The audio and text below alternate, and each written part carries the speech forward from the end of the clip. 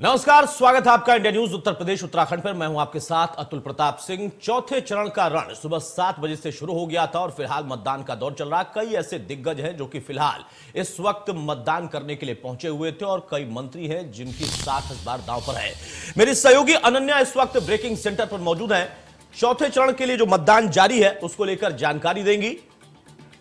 चलिए, तो ये बड़ी खबर आपके सामने। बांदा में 9 बजे तक 8.79% मतदान हुआ है। फतेहपुर में 9 बजे तक 9.69% मतदान है।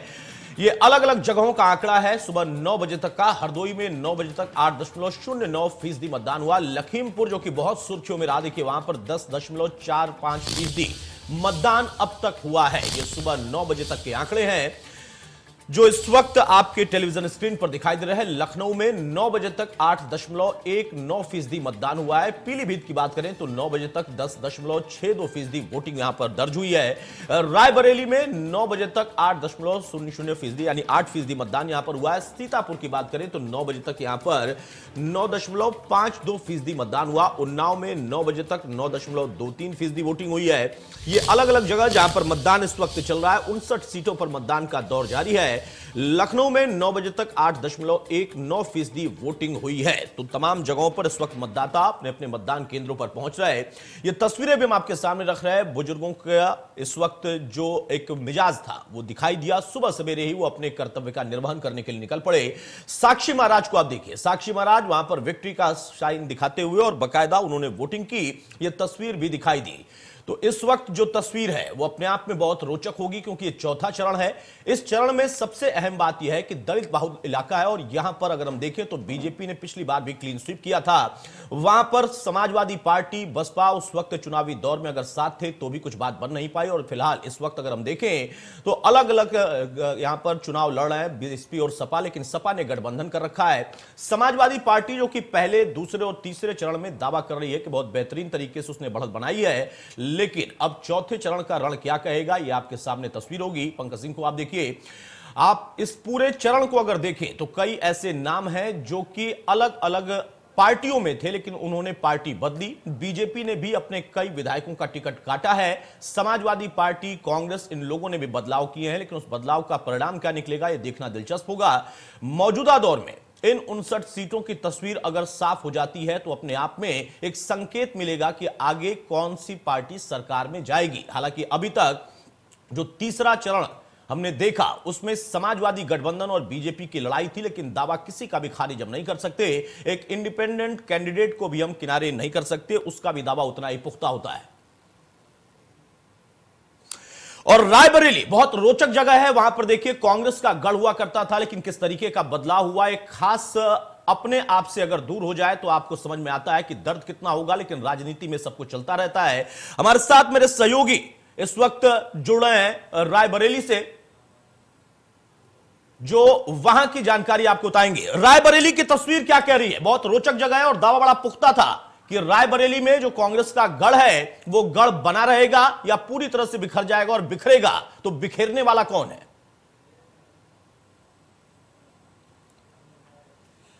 बिल्कुल, यहाँ मैंने मतदाताओं से बात की है। अलग अलग उनके रिएक्शन आए हैं। कोई कह रहा है कि आदित्य सिंह के पार्टी बदलने से असर पड़ेगा, कुछ लोग कह रहे हैं कोई असर नहीं पड़ेगा। अगर बात की जाए कांग्रेस के गढ़ की तो वो गढ़ तो यहाँ टूट चुका है। जिस तरीके से मतदाताओं ने बात की है, अब यहाँ पे हवा बदल गई है। जो टक्कर की बात की जाए तो भारतीय जनता पार्टी और समाजवादी पार्टी के बीच में टक्कर दिख रही है। तमाम वोटर हैं जो वोट करके आ रहे हैं। यहाँ के स्थानीय मुद्दे भी हैं, साथ ही सुरक्षा का मुद्दा है, डेवलपमेंट के भी मुद्दे हैं। लेकिन लास्ट में जो वोटिंग होती है वो जातीय समीकरण को लेकर हो जाती है और कहीं कहीं पर महिलाओं ने कानून व्यवस्था का भी जिक्र किया है कि हम कानून व्यवस्था को देख रहे हैं, युवा रोजगार को देख रहा है। इन सारे दावों के बीच, इन सारी आकांक्षाओं के बीच यहाँ पर वोटिंग चल रही है। रायबरेली में 9 बजे तक 8.5% तक का मतदान हो चुका है और तमाम वोटर यहाँ से वोट करके भी निकल रहे हैं। कुछ वोटर भी हमारे साथ है, हम उनसे बात भी करते हैं कि किस तरीके का समीकरण बन रहा है, यहाँ पे क्या सोच रहे हैं। आपने वोट कर दिया है, क्या सोच रही हैं, कैसे विकास होना चाहिए? अच्छा विकास होना चाहिए। और क्या है मुद्दा? गैस सिलेंडर है कि कानून व्यवस्था है? अरे गैस सिलेंडर तो मोदी सबका दे दिया है और अच्छा किया है। अच्छा, तो यहाँ पे प्रत्याशी महिला हैं, पिछली बार कांग्रेस से थी, अब की बार बीजेपी से हैं। अब देखो कौन होता है तो। आपने वोट किया भाई साहब?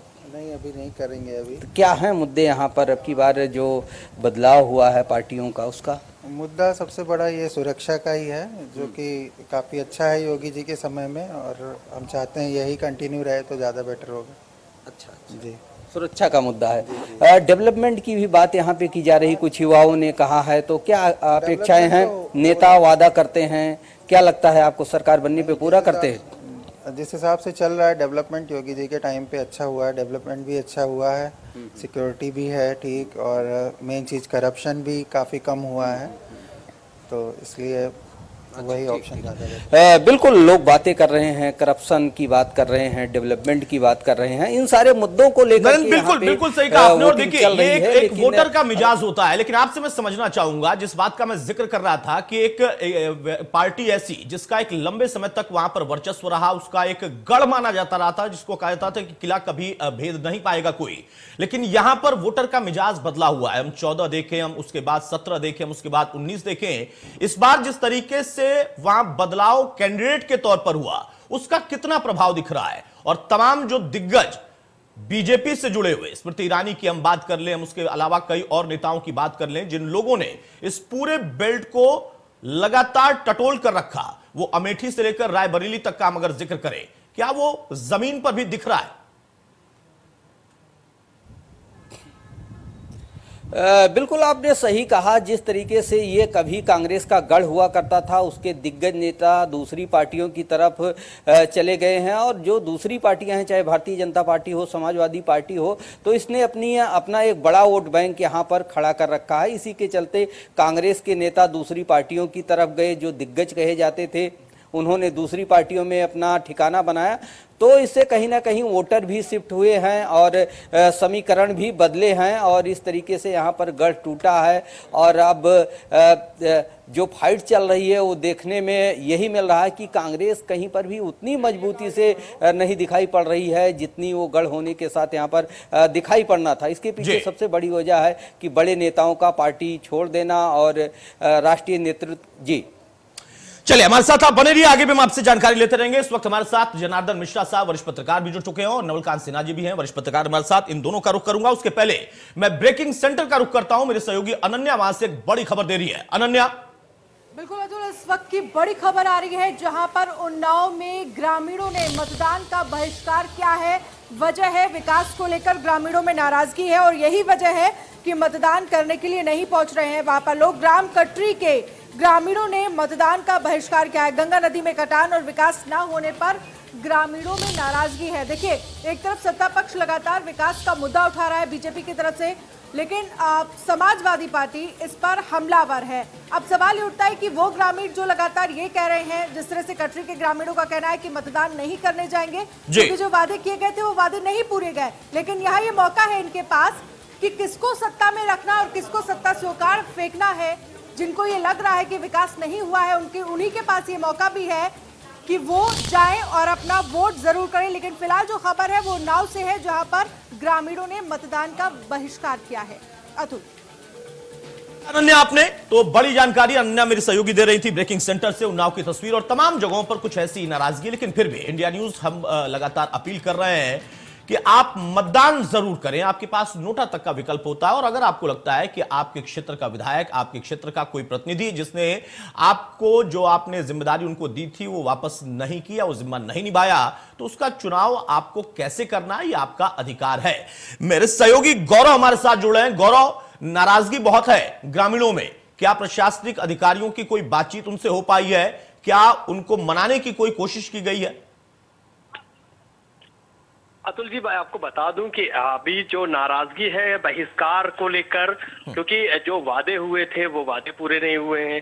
कई जगह पर ईवीएम मशीन खराब है, लोग मतदाता जो हैं जो वोट करने जा रहे हैं वो मतदान नहीं कर पा रहे हैं, उसको लेकर भी नाराजगी है।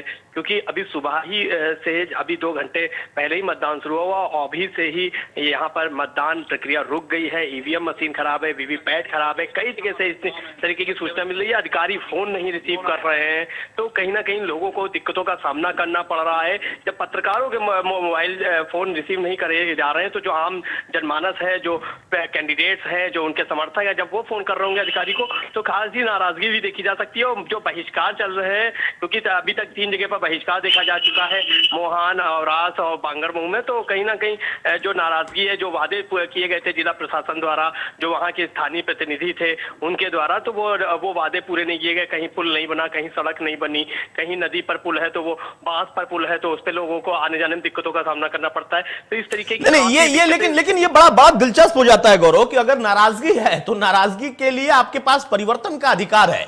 सबसे नाराजगी है क्या? क्योंकि यहां पर तमाम पार्टियां हैं, उनके कैंडिडेट हैं, अगर काम नहीं हुआ है, जनप्रतिनिधि ने काम नहीं किया, वो किसी एक पार्टी से जुड़े हैं, चाहे सत्ता पक्ष की हो या विपक्ष की हो, तो आपके पास बदलाव का अधिकार है। इस तरह की नाराजगी का क्या मतलब है? देखिए, जो गांव से जनता जो बिलोंग करती है, गांव के लोग हैं, उनके अंदर ये भावना रहती है कि जो भी वहां का स्थानीय प्रतिनिधि है उसके द्वारा जब काम नहीं कराया गया तो जो उनके कैंडिडेट्स हैं उनके प्रति नाराजगी जाहिर करते हैं बहिष्कार करके, ना कि दूसरी पार्टी के प्रति। तो ये एक तरीके का जो बहिष्कार का जो मौका मिलता है लोगों को, वहां पे लोग दिखाते हैं कि हम एकजुट हैं और यहाँ पे मतदान नहीं करेंगे, जिसको लेकर जिला प्रशासन के भी हाथ पांव फूले हुए हैं। और वो लोग भी, जिला प्रशासन के लोग मान मनोबल में जुटे हुए हैं। वहाँ एसडीएम पहुंचे हुए हैं, वहाँ पे जिले के आला अधिकारी पहुंचे हुए हैं, उन लोगों से बातचीत हो रही है, लेकिन अभी तक वो लोग मतदान करने के लिए राजी नहीं हुए हैं। तो ये एक तरीका है गांव के लोगों का बहिष्कार करने का, एकजुटता दिखाने का। इसलिए इस समय पे बहिष्कार कर रहे हैं कि हालांकि वो मान मनोबल के बाद लोग मानेंगे और अपना वोट करेंगे, लेकिन अभी कुछ देर तक तो मतदान प्रभावित हुआ। चलिए, उम्मीद करेंगे कि मान मनोबल अगर हो रही है तो जल्दी से जल्दी वो प्रक्रिया पूरी हो जाए गौरव, और ये ग्रामीण अपने प्रतिनिधि को चुनने के लिए जरूर निकले। हमारी भी अपील है। मेरे सहयोगी गौरव हमें जानकारी दे रहे हैं कि देखिए, मान मनोबल का दौर तो जारी है, लेकिन अभी नाराजगी और एकजुटता के साथ नाराजगी है। वो सभी ग्रामीण एकजुट होकर ये दर्शा रहे हैं कि देखिए, अगर आप हमारे लिए जिम्मेदारी नहीं निभा सकते तो हम आपका बहिष्कार भी कर सकते हैं। और इस वक्त लखीमपुर खीरी से मेरे सहयोगी राकेश जुड़ रहे हैं। राकेश, लखीमपुर बहुत सुर्खियों में रहा। चुनावी दौर में सबसे बड़ा मुद्दा लखीमपुर का वो एक जो भी कांड कह सकते हैं या फिर जो घटना हुई उसको लेकर तमाम चर्चाएं चलती रहीं। इस वक्त लखीमपुर की तस्वीर क्या कहती है? बड़ा दिलचस्प है तराई का इलाका।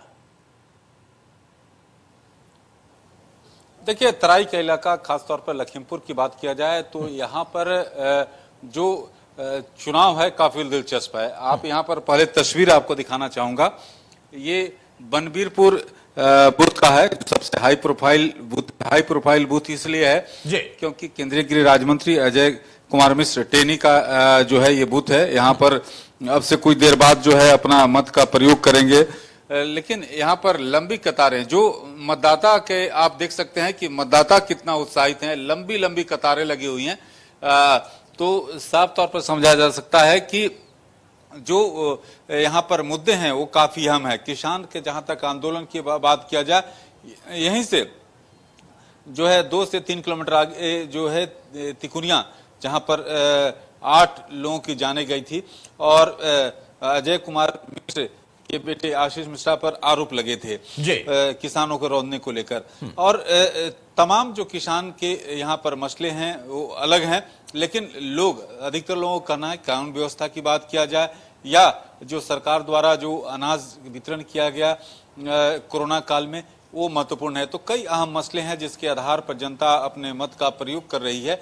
लेकिन इस बूथ की बात करूं, बनबीरपुर बूथ की, तो यहाँ पर जो मतदाता हैं वो काफी उत्साहित हैं। और आप यहाँ पर खुद देखिए कि जो मतदाता लंबी लंबी कतारें हैं, अगर थक जाते हैं तो बैठ जाते हैं और बैठने के बाद अपनी बारी का इंतजार कर रहे हैं, क्योंकि यही कमोवेश जो है तीनों जो पंक्तियां हैं उसमें ये दृश्य हैं। आप यहाँ पर देखिए, बिल्कुल बहुत दिलचस्प है राकेश, जो तस्वीर आप दिखा रहे हैं कि अगर वहां मतदाता पहुंचा है और कतारबद्ध है तो वो अपनी थकान मिटाने के लिए बैठ भी जा रहा है। अगर संभव हो पाए तो मैं जानना चाहूंगा, जरा आप बातचीत करने की कोशिश उनसे करें, क्योंकि जब आपने जिक्र किया कि यहां से कितनी दूर का वो इलाका है जहां पर वो घटना घटित हुई, जिसकी वजह से पूरा लखीमपुर बहुत सुर्खियों में रहा वैश्विक तौर पर, क्या इनके मन में है, कौन से मुद्दे हैं जो इनके जहन में है? देखिए, देखिए, जनता की बात जानना जरूरी है। जनता किस आधार पर अपने मत का प्रयोग कर रही है, ये बताइए क्या मुद्दा है? हमारे यहाँ आवारा पशु बहुत हैं सर, बहुत समस्या है हमारे यहाँ।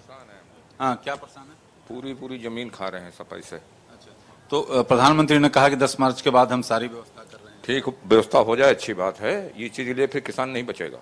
हाँ, पूरी मड़ैया बनाए, रात भर खेत में रहते हैं, कुछ टाइम आदमी सो ही जाएगा, उतने टाइम खेत साफ। आप बताइए यहाँ पर मुद्दा क्या है? गैया बहुत है। हाँ हाँ, जानवर। क्या मुद्दा क्या है जिसके आधार पर वोट कर रहे हैं? जानवर के लिए, जानवर बहुत। हाँ, आप चाचा बताइए। ठीक है, जानवर तो है ही है। फिर जानवर, देखिए यूथ भी हैं लाइन में। आप बताइए क्या मुद्दा है जिसके आधार पर अपने मत का प्रयोग कर रहे हैं? मुद्दा इसमें कुछ नहीं है, हमारा काम है वोट डालना, हमें वोट डालना है। आप पहली बार मतदाता हैं क्या? जी, पहली बार मतदाता है। आप बताइए, आप यूथ हैं, क्या जहन में चल रहा है जिसके आधार पर अपने मत का प्रयोग करेंगे? हम मतदाता है, वोट डालने आए हैं, बस अपना मत देने आए हैं बस। तो किस आधार पर? क्या मैंने कुछ सोचा है कि भाई ये अच्छा काम किया है या? सर, सरकार ने बहुत अच्छा काम किया है, गरीबों को अन्न दिया है, बहुत अच्छा काम किया। हाँ, बताइए। जी, काम किया है जी। आप बताइए चाचा, आप छिप रहे हैं क्या? कोई बात नहीं है। हाँ, सब ठीक है? सब ठीक है सर भाई, क्या समस्या? बस हमारा पशुओं से समस्या छुटकारा पाना चाहते हैं। अच्छा, आप बताइए।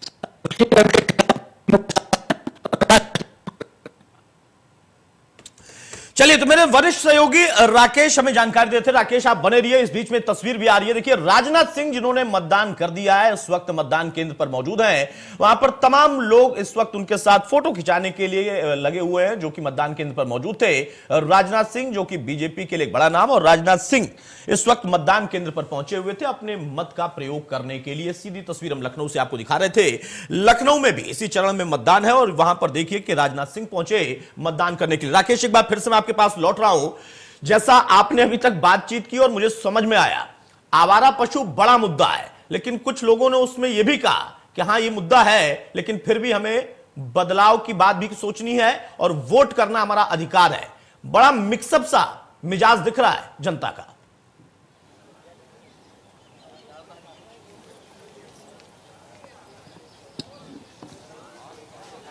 राकेश, मेरी आवाज आप तक जा रही है? चलिए, शायद मेरी आवाज उन तक नहीं जा पा रही है, लेकिन मेरे सहयोगी राकेश, जो कि लखीमपुर में मौजूद है और वहां पर किस तरीके से मतदाता अपनी बात को खुलकर रख रहा है। आवारा पशु बड़ा मुद्दा है। हमारे साथ दो मेहमान लगातार बने हुए हैं। जनार्दन मिश्रा जी, शुरुआत में आपसे कर रहा हूं, लखीमपुर से ही शुरू करते हैं। तराई का ये इलाका, और जैसा आपने सुना, मेरे सहयोगी वहां से आपको रिपोर्ट कर रहे थे, जानकारी दर्शकों को दे रहे थे, आवारा पशु भी बड़ा मुद्दा है। तराई के इलाके में किसान की समस्या ये एक आवारा पशु के तौर पर भी है, बाकी तो और मुद्दे हैं ही हैं। अतुल जी, ये सिर्फ लखीमपुर की हालात नहीं है, पूरे प्रदेश में ग्रामीण क्षेत्रों में एक बड़ा मुद्दा बन के उभरा है। सरकार ने कुछ प्रयास भी किए, इसको कुछ केंद्र बनाए गए जहां पर इस चीज को इसको समाहित किया जाए। जो आवारा पशु हैं उनको एक प्रश्रय स्थल दिया जाए, लेकिन वो पूरी तरीके से अभी कामयाब नहीं हुआ है और ये मुद्दा एक बड़ा मुद्दा बन के निकला। जैसे अभी हमारे साथ जो जुड़े हुए थे, जो ग्रामीण से हम बात कर रहे थे, उन्होंने एक बात रखी कि हम लोग रात रात भर जग रहे हैं और कई हादसे भी हो जा रहे हैं रातों में, जानवरों के द्वारा लोगों ने अपनी जान गंवा दी। तो ये एक बड़ा मुद्दा है, और लेकिन ये एक कॉमन सा मुद्दा है, काफी जगह पर ये चीजें निकल के आ रही हैं और बदलाव लोग चाहते हैं, लेकिन उसमें सुधार हो तो इसकी भी एक बड़ी मंशा है। बिल्कुल सही कहा आपने कि बदलाव लोग चाहते हैं, लेकिन अगर सुधार हो जाए तो वो उसके साथ जुड़े भी हुए हैं, यानी उस प्रतिनिधि के साथ जुड़े हैं, उस सरकार के साथ जुड़े भी हैं जो कि सत्ता में है। यानी जो बात मैं कह रहा था कि मिक्सअप सा मिजाज दिख रहा है। नवलकांत जी, जो चौथा चरण है उसमें अगर हम देखें तो 80% से ज्यादा सीटें पिछली बार बीजेपी के खाते में आई थी। इस बार उसको मेंटेन करना यह भी चुनौती है। 3 फेज निकल चुके, उन 3 फेज में हमने देखा कि दावा किसी का भी कमजोर नहीं हो रहा, वो चाहे बीजेपी हो जो कि सत्ता में है, वो चाहे समाजवादी पार्टी गठबंधन हो जो कि चुनौती दे रहा, कांग्रेस बसपा भी अपनी बात कर रहा है। लेकिन चौथे चरण की तस्वीर आपको इस बार कैसी दिख रही है, लखनऊ से लेकर लखीमपुर खीरी तक? देखिए, पिछले जो 3 चुनाव का मैं जिक्र करूं कि जिसमें मायावती जीती थी, तो ये कयास लगाई गई थी कि मायावती को सबसे ज्यादा सीटें मिलेंगी, लेकिन पूर्ण बहुमत की सरकार बनी। इसी तरह उसके बाद समाजवादी पार्टी की बनी। जब बीजेपी चुनाव में तीसरा जो योगी मुख्यमंत्री बने हैं, उसमें माना गया था कि बीजेपी जीत रही है, तो इतनी बड़ी जीत हुई कि वो एक रिकॉर्ड दर्ज हो गया। तो देखिए, जब से 6-7 चरणों में चुनाव शुरू हुए हैं, तब से 2-3 चरणों के बाद एक मैसेज फ्लोट होता है कि ये पार्टी आगे चल रही है, और अब वो फिर आगे चलती चली जाती। लेकिन ये 3 चुनाव का मैंने जिक्र किया, यानी कि 15 साल बाद एक ऐसा लग रहा है कि ये स्पष्ट नहीं हो रहा है कि उत्तर प्रदेश में कौन जीतने जा रहा है। बस यहां तक लोग समझ पा रहे हैं कि लड़ाई जो है बीजेपी और समाजवादी पार्टी के बीच में है, लेकिन चुनाव किसका चल रहा है ये अंदाजा लगाना बड़ा मुश्किल है। जहां तक आपने चौथे चरण की बात की, तो निश्चित रूप से जो 3 चरण बीजेपी बिता के आ चुकी है, और 3 चरण जो आने वाले हैं वहां ज्यादा चुनौती थी, इसमें उतनी चुनौती नहीं है। लेकिन इस लिहाज से हमको देखना होगा कि जैसे पीलीभीत है, पीलीभीत में खुद उनके जो सांसद है बीजेपी के वरुण गांधी, वो किसान आंदोलन के दौरान से ही सरकार के एक बड़े आलोचक के रूप में, बल्कि विपक्ष से ज्यादा आलोचना का मुंह बीजेपी को अपने सांसद से देखना पड़ रहा है। इसी तरह जो लखीमपुर के कांड या घटना जो है, वो इलाका भी महत्वपूर्ण है। तो ये 2 क्षेत्र हैं जो बड़ी चुनौती की तरह से है। और वैसे कोई भी चरण हो, ये 7 चरण में बीजेपी ने इतनी सीटें जीती है कि हर जगह साख जो है बीजेपी की दाव लगी है। तो जाहिर सी बात है इस चरण में भी बिल्कुल सही कहा आपने कि देखिए, बचाना बीजेपी को है, पाना बाकी दलों को है, जो कि इस वक्त चुनौती दे रहे हैं। और सबसे बड़ी बात, जैसा आपने कहा कि पहली बार, काफी लंबे समय के बाद, लंबे अरसे के बाद पहली बार ऐसा है कि 3 चरण बीत गए, लेकिन अभी तक क्लियरेंस नहीं मिल पा रही है, एक मैसेज नहीं आ पा रहा है कि हाँ, क्योंकि दावा दोनों का ही पुख्ता है, वोट हर जगह पर पड़ रहे हैं। इस वजह से मार्जिन को लेकर भी कई जगहों पर सवाल है, और इसी के बीच में इस वक्त असमंजस की स्थिति है। लेकिन चूंकि ये लोकतंत्र है, जनता का अधिकार है, मतदान का दौर चल रहा, 10 तारीख को जो मतदान हो चुका है उसका फैसला होगा। तब हम देखेंगे कि किसके दावे में कितना दम था और किसने कितनी चुनौती खड़ी की। एक बहुत